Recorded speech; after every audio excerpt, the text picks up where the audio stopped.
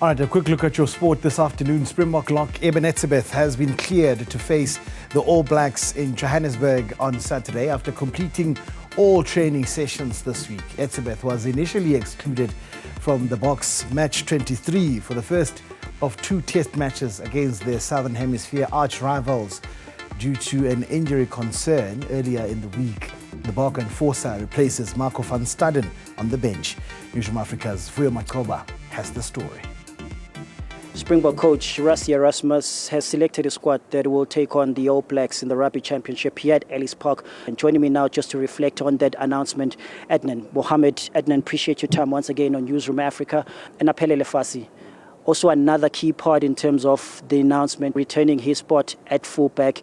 And Coach Rassie mentioning at the end that this is a time for Aphelele to show us what he's got. And there's no other platform than against the All Blacks for him to prove himself. 100%, Vuyo. That is exactly what this opportunity presents for a guy like Aphelele. He has been in the squad before, and there were certain things that he had to work on, and he has shown now in Australia the first couple of games. He scored a brilliant try in the rain. We saw that kick chip through from Mapimpi, and he's shown. And under the high ball, he's a very exciting player, and he's the future. He's definitely the future, the same like Shasha Gomazulu being chosen ahead of Andre Pollard. So it shows that Rassie is thinking ahead. Sitting at the top table was also Jasper Vierse, him as well, making his return.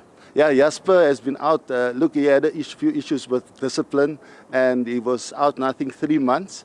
So he says he's extremely hungry, and he's going to give it his all. He has worked. They've got the ex-referee that is with the Springboks, Jacob Paper, who's actually worked on his technique, certain areas of his game where he was penalized in the past for, he had a tendency to give away penalties, and also the height in the tackle.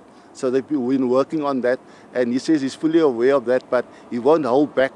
It's not going to make him not want to go into contact, because that is a physical specimen and a physical kind of player. Another key player in the Springbok squad or in the Springbok setup is, well, not player, is Tony Brown. I think he's also been, highlighted for the work that he's come in and done in the Springbok setup. This is a really interesting dynamic because Tony Brown, we all know that he's a New Zealander.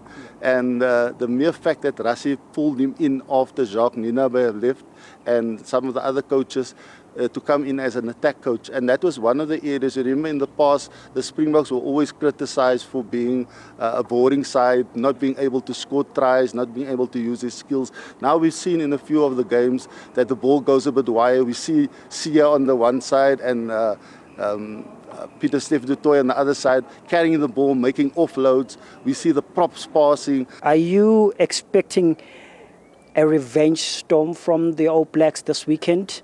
I think they are a bit vulnerable at the moment, but one can never write off an All Black team. And there's this week, and then there's always next week. So I see it as almost like the extended World Cup final. They beat them by 1 point at the World Cup. We've got this Saturday at Ellis Park, best out of 3. And next week, if they beat us, we still have a decider next week. Yeah. But hopefully the Springboks will make it double victories in a row. Sports journalist Adnan Mohammed just giving us a reflection following Rassie Erasmus's announcement of the squad that will face the All Blacks here at the Ellis Park Stadium on Saturday afternoon.